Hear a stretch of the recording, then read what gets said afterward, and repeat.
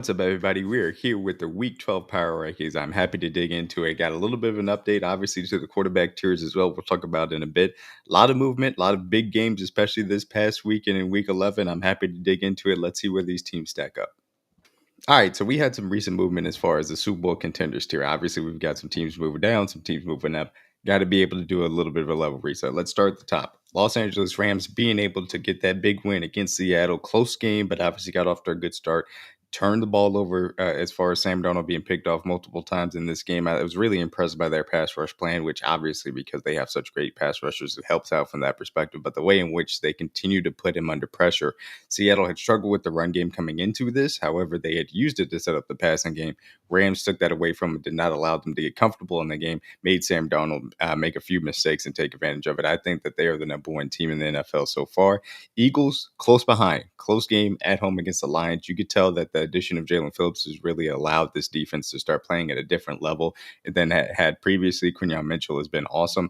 They did a great job shutting down that Lions offense. Now, granted, Jared Goff did miss some throws. It was cold outside, et cetera, et cetera. That's going to be key for the Lions down the stretch here, as we'll talk about them in a minute. But in my opinion, impressive effort by the Eagles. The offense doesn't look great. It looks like a struggle at times, but the reality situation is they're so talented. It only takes one Saquon Barkley long run. It only takes one long bomb to A.J. Brown or Devontae Smith, who is playing at a really high level, Smith specifically. Then all of a sudden you got a touchdown, and that separates them from the rest of the game. Patriots. We asked them to go beat some good teams. They were able to obviously have the win on the road against the Tampa Bay Buccaneers.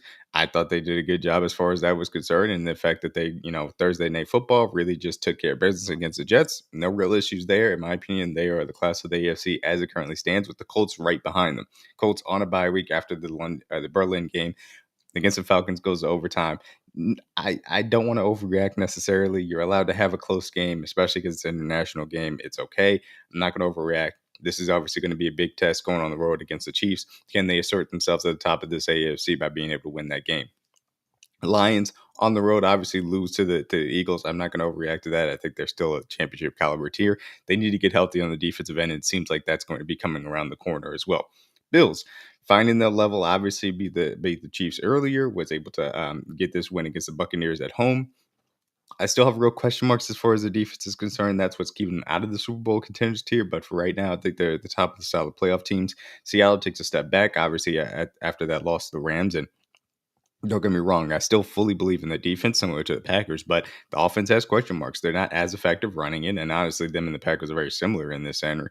Their run game is not as effective as you would hope it to be, and from that perspective, puts a lot on the plate as far as the quarterback is concerned. And look, the Seattle passing offense has been far more consistent. They have the elite weapon in JSN, but if you come with a plan to really limit that aspect of it, which I thought the Rams did, and put pressure on the quarterback, then you see where that can get them in trouble on offense.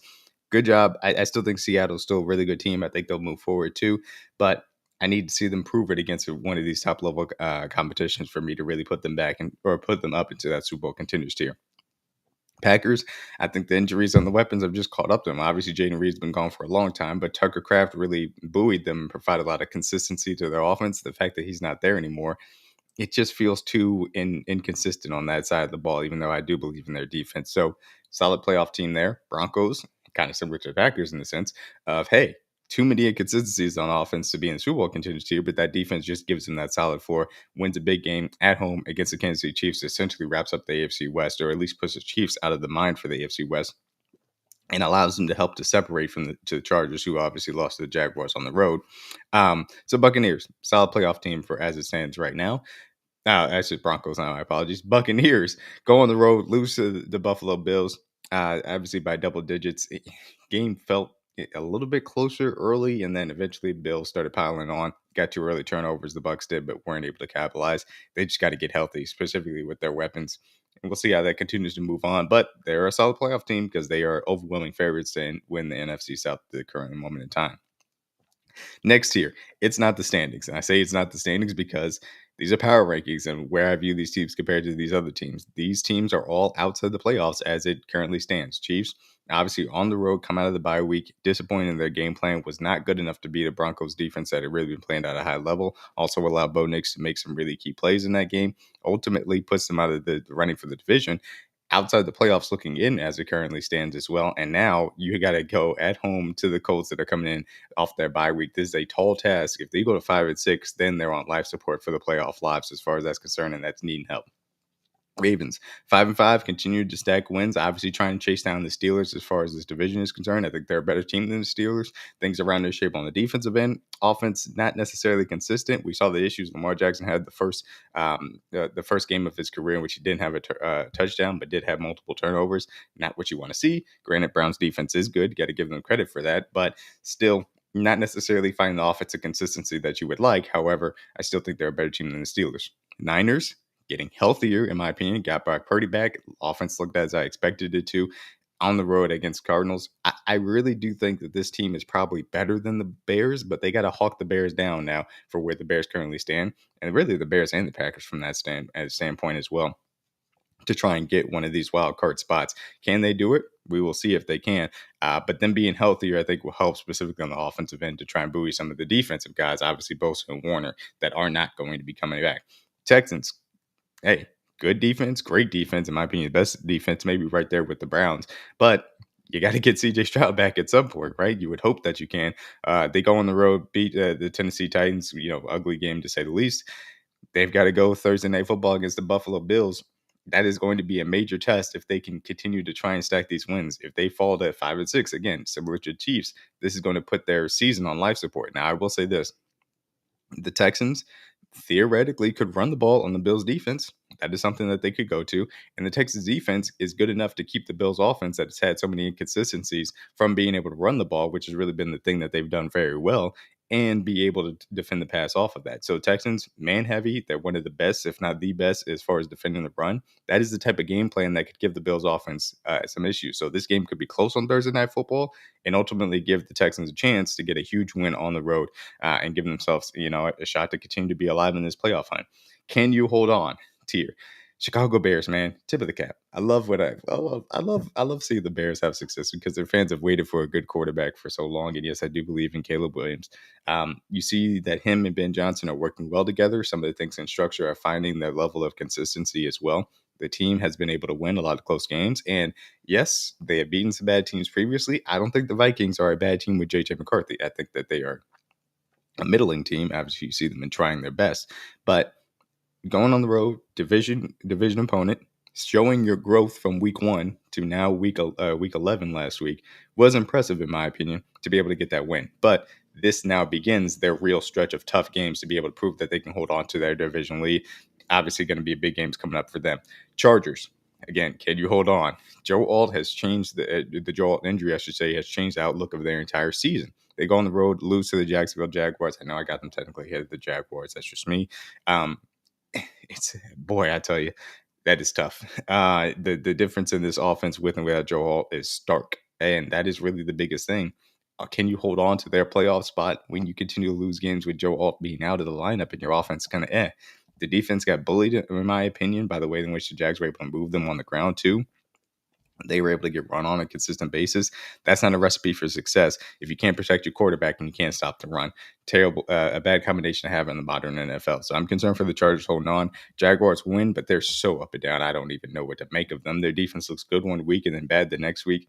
We know the up and downs that the offense has had with Trevor Lawrence. No Travis Hunter for the rest of the season. BTJ has been in and out of the lineup. They got Jacoby Myers back.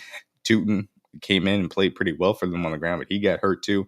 The Jaguars are an enigma, to be perfectly honest with you. So they're on the can you hold on, but they are technically in the 7th spot of the AFC. So we'll see. Steelers, again, trying to hold on to that division as well. Win a game pretty much going away against the Cincinnati Bengals, in which they really controlled it and did a good job improving from their defensive plan earlier in their matchup a few weeks ago, in which ultimately the Bengals were able to put points on the board. They made the proper adjustments, tip of the cap to the Steelers. Can you hold on to that AFC North title is going to be a question mark.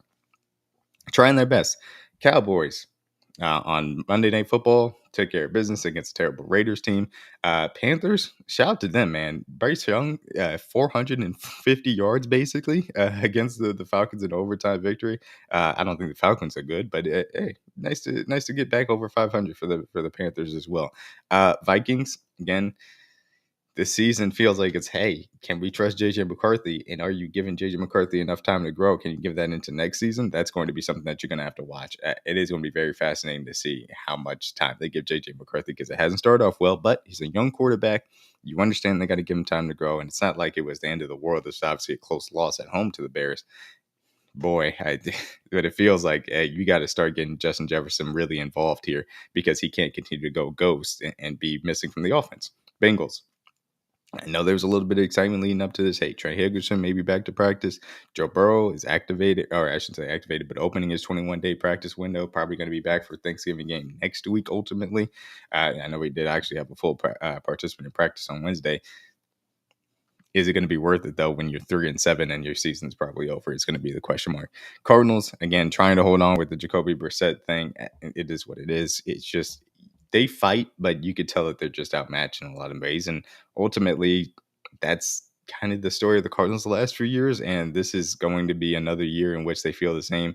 I don't think it's going to result in Jonathan Gannon losing his job, but they've got to do some soul searching for how they want to move forward as far as this franchise is concerned.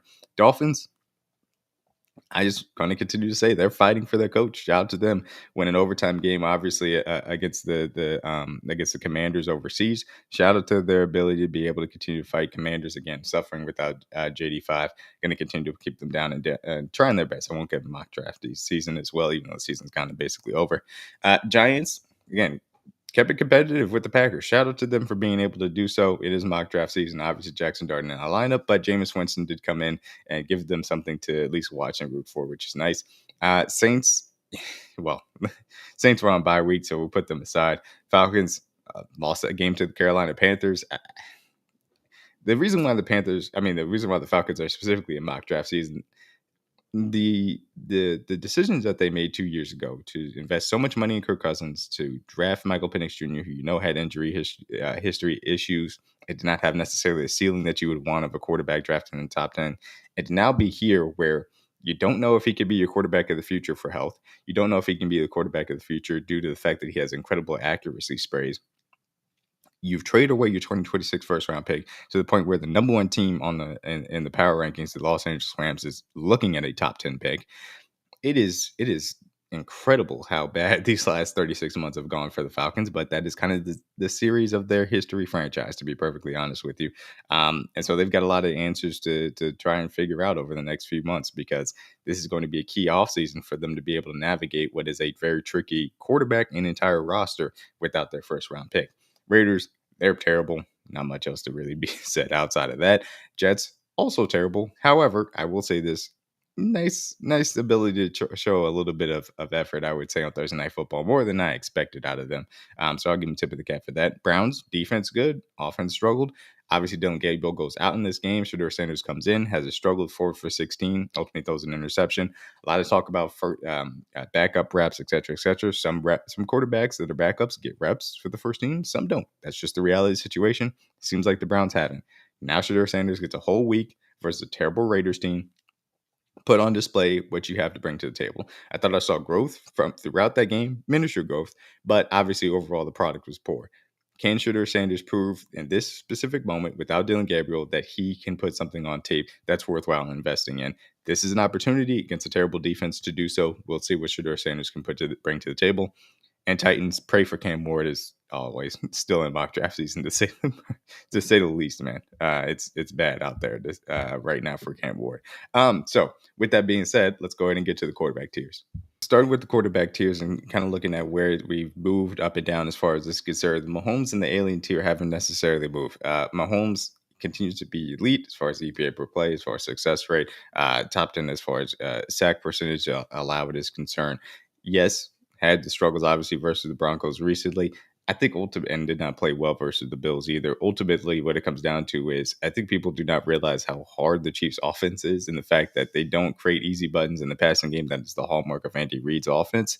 And the fact that they don't run the ball consistently either. The fact that they don't take advantage of under center stuff in the ways in which modern offenses has very well. And you look about whatever the best offenses are, they're consistently under center and taking advantage of those things. They don't do that for Patrick Mahomes. And so he plays the game on hardboard on a consistent basis and is still putting up tops in the league statistics in the ways in which he's able to move the ball. So All that being said, he stays in his tier, obviously due to resume, but specifically his play has returned as far as the regular season is concerned to that elite level that is necessary to keep that top spot. Alien, Lamar, and Josh Allen. I think Josh Allen has been very good. I would not say necessarily to an MVP level last year. We know Lamar has been hurt and been good, solid enough since he's been back. Still kind of middle of the pack as far as his statistics are concerned. He's still seventh in QBR, so it's not like he's bad or anything like that. Still very good. Just not necessarily the face melting that we've come to expect from Lamar Jackson. However, I think both of those guys still played well enough that they can keep their alien tier. And anytime you line up against them in any given week, they can absolutely ruin your day as far as the defense is concerned. Consistent difference makers. Matthew Stafford moves ahead of Joe Burrow because of the fact that the way I looked at it, hey, if we came into the season because of the offseason that we had talked about with Matthew Stafford, hey, Matthew Stafford, it's a back injury. Is he going to be healthy enough? That's something I dropped down before the season. The fact that he's been healthy and playing at an MVP level coming into or throughout the season to this point, I've got to give him credit for that. And that's why Joe Burrow has to move down. Consistent injury issues are a real thing, and eventually that does have to affect your standing. And again, you're moving him from 4 to 5, but you are moving him down as far as a consistent difference maker. I still fully believe that Joe Burrow is when he's out there and healthy, but I got to see you healthy and continue to be healthy, in my personal opinion, to really feel good about it. It doesn't really have anything to do with the Bengals' lack of team success, because ultimately, A, he hasn't played this year, and B, obviously, we know there are issues on defense when he has played.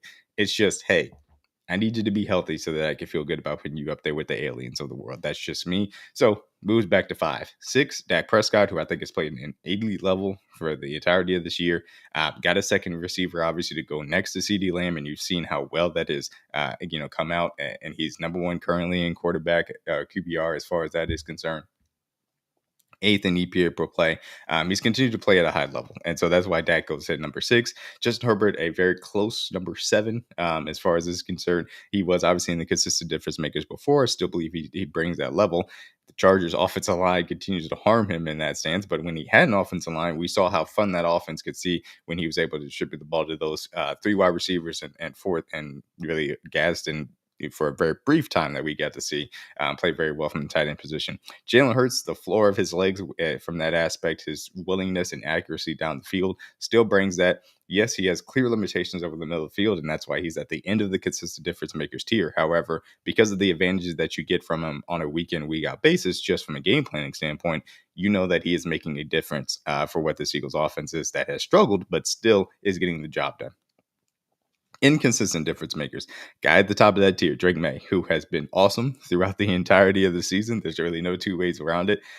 Yes, I know he hasn't had a 300-yard passing game, and that's a popular statistic, et cetera, et cetera. You watch this kid play, man. The ability that he can create things with his legs, the ways in which he's able to get the ball down the field with a lot of accuracy. He doesn't have the greatest of weapons. Yes, Stephon Diggs has up improved it. Yes, Pop Douglas can do a little things. Keyshawn Booty has been a nice down the field threat as well. Hunter Henry has been a viable tight end. You just know that there's not a lot of talent in this Patriots offense, and he's really being the difference maker from that standpoint. The reason why he's an inconsistent difference maker, though, is it's a small sample size. And yes, we finally have a full season of games for him to evaluate off. More than that now, I'm more of a, hey, can you string multiple levels together or multiple seasons together, I'll say, before I put you in that consistent tier. And that's how I view kind of Drake May as it currently stands. And you'll get to some other young quarterbacks here that it'll also apply to. Baker Mayfield started off hot, slid back down a little bit. We've seen some of the up and down nature. Yes, the Buccaneers have been hurt around him. I'm not really putting him in that consistent difference makers tier, though. For a season to date, that's why he's here, sneaking into the top 10 right there at the number 10 spot. CJ Stroud, again, inconsistent. When you've seen him with a representative offensive line and some talent, obviously, you've seen how it works. But some of those things have started to affect his play too often. Obviously, we know the injury that he currently has, but that's really the big thing for me. It's been inconsistent, and you can see that the issues with the offensive line particularly start to affect how he operates in the pocket. I want to see him get back to that consistent level before I can put it back up there to where I saw him as far as after his rookie year. Jordan Love, big game hunter. He will create plays down the field. He will hold on to that football to make things happen. He can create those things off the back foot, but that comes with a downside. And you see that every once in a while in which his offense just completely stalls out because they can't find consistency. Some of that has to do with their run game not being as good as you would hope it would be, but also some of that has to do with Jordan Love just not necessarily being able to quarterback on a consistent basis that you need him to. to help out some of their weapons, I would say specifically. Brock Purdy, obviously, been hurt for a good deal of time, really throughout the entirety of the season. That's why it's inconsistent. We've seen some of his injury history, but when he's there, I really do think that he elevates the Niners quarterback position in a different way than a guy like Mac Jones does, or certainly than a Jimmy G does, because a little bit of his ability to move, his a little bit more of aggression into tight windows. I really do appreciate that aspect of his game. So definitely think he deserves to be in that 13 range. Caleb Williams. I know people are going to be like, Caleb Williams is this high? Yes, because there are a lot of aspects of the Bears offense that he is being able to mitigate as far as pressures, things that he sacks that he's avoiding has been elite as from a sack avoidance standpoint in that aspect, and that's why I want to give him a lot of credit for that. And right now, he is 15th as far as EPA per play is concerned, 18th in quarterback rating. So this is around the range in which the stats have put him at. But you just see what he's able to do out of structure. That's very impressive. And again, this is just inconsistent difference makers. He has so much more room to grow because he can get better at the more mundane things, the things in structure, which he's already improved at. But I think he has room to go from that standpoint. JD5, again, injury history that I already had an issue with necessarily coming into the league. We're seeing it kind of rear its ugly head as far as his play style is concerned. That's why he drops back a little bit. I still think that he's a good quarterback. Certainly when he plays, it's just, hey, this is going to be a big piece of it. Good quarterback with limitations, I'll say. But this is going to be a piece of it for him moving forward. Can he stay healthy as well? Solid. Jared Goff. Hey, you know what you're getting out of Jared Goff. He's going to be a play action master. Especially if you're inside, he can throw the ball anywhere you want it to be with accuracy, on time, and on target. There are just limitations to his game as far as being able to move outside the pocket. Sam Darnold, obviously, you've seen throughout the season him play very well throughout the season. And he ran into a really good defense that put pressure on him and took away JSN, and things got hairy. So, again, still solid in my opinion. You see their arm talent and ways in which he can deliver the football. It's just, hey, in those high level matchups, can you really be a difference maker? I don't believe into that level. Trevor Lawrence, it's too up and down. It just is at this current moment in time. And honestly, I think I'm doing him a favor in putting it still in solid, but it's just he's got to find a level set for me to feel really good about this offense moving forward. Now that being said, the things that we expected as far as the weapons in this Jaguars offense have not existed for this entirety of the season. So I'm willing to, give him a little bit of forgiveness there, but he's stuck it solid. Again, the arm talent's there. It's just, can you make the consistent, good options and then also create outside of that? I haven't seen either of those two things more enough to be able to move him into consistent difference makers. Average and Kyler Murray, and this is obviously Jacoby Brissett is further down this list, but he's just not the right fit for this offense. And because of his limitations off the middle of the field, and really his willingness to throw into tight windows at times, it's untenable for the Cardinals. I understand why they were like, hey, we're just going to put you on IR and let you get healthy. And obviously, there's going to be a very large conversation about where Kyler Murray's next team is going to be. That's going to be very fascinating in the offseason. Aaron Rodgers, old man, look, man, he's just out there slinging it. The limitations, but he's out there doing his best. I think he's doing a fine enough job for the Steelers. And honestly, average quarterback play is an upgrade over what they had last year. And I think that, that's a good thing to be able to operate off of. Is it difference making? Is it solid level? I wouldn't necessarily go there. That's just the way that I'm seeing as far as what I see on tape for Aaron Rodgers right now. Tua, we know the limitations. You're going to get 2 interceptions a game. He's going to be able to throw with some anticipation, and ultimately he's not going to be able to move in the pocket. That's Tua. Starting caliber, Geno Smith has been probably the biggest faller as far as the season is concerned. A disaster season for the Raiders. A terrible difference making. He's skittish in the pocket. He's not playing with the confidence that he had previously in Seattle. And as a result, that's why he's down there, just kind of on the fringe as far as starting caliber is concerned. Michael Penix Jr., I had my concerns about him coming out of college as far as the knee injuries are concerned and also the accuracy sprays. Neither of those two things have improved, and now we see that this is essentially going to be a lost season for him. And now we'll see how much that affects what is going to be a very crucial third season for him. Bryce Young, obviously, he's coming off a 450-yard passing game, so it's going to be weird to be like bagging on Bryce Young. I, I I don't see what you saw on Sunday often enough to really feel good about where he's at as a quarterback. He tries to throw it in anticipation, but a lot of times that fails him because his arm isn't talented enough to do that. And if he's late on it, forget about it. The fact that he's short in stature, he can't necessarily make a lot of plays, even though his mind tries to a lot of times. It gets him sacked often. And there are just too many physical limitations to his game, and his mental acumen has not necessarily exceeded those to be able to make him a viable quarterback, in my personal opinion. So, just starting caliber. And then Bo Nix, you see the up and down nature of Bo Nix, the accuracy sprays when he's off target, or when he's off time specifically. And he made some really good plays. Got to give him credit, specifically in the game versus the Chiefs. But uh, we know that he's just not consistent enough for this team to feel great about him as quarterback. However, we'll see how things continue to improve. I think he's really reached the ceiling, to be perfectly honest with you guys, but that is just me and how much of a sample size we have on Bo Nix, in my personal opinion. Backup prospect, obviously talking about guys like Cam Ward, we know Jackson Dart, same thing. Hey, rookies coming into some iffy situations, both of them have lost their coaches. We're going to see how things move forward for both of these guys. Big thing for Jackson Dart is just stay healthy and avoid taking those hits. Seems to be more of a Brian Dayball thing, so we'll see if he comes back later on in the season, how that adjusts. And then Cam Ward just survive. We see the arm talent. I wouldn't say I'm necessarily been impressed by a lot of things outside of the arm talent. We'll see when he gets some support around him to be properly judging him. Shooter Sanders gets his big first start this weekend. We'll see what ultimately happens with him. JJ McCarthy, we've seen the up and down nature for him at the Vikings. And then you get to some guys like Jameis. Tyler Shook, I'll give him credit. He did play pretty well for his first start. The second start was a little iffy. Well, I shouldn't say. We'll see about the second start as they were on bye week. So Tyler Shook is staying in the backup prospect tier, only one game sample size, but I'll give him credit. It was better than I expected for him in that one game. And the rest of these guys are pretty well irrelevant outside of course, Justin Fields, who just isn't a starting quarterback in the National Football League for the Jets. Shout out to him, though. He's going to get a nice check next year because he's guaranteed money on that cap. So that is the midseason 2026, 2025, I should say, quarterback tier update. We'll be back with one.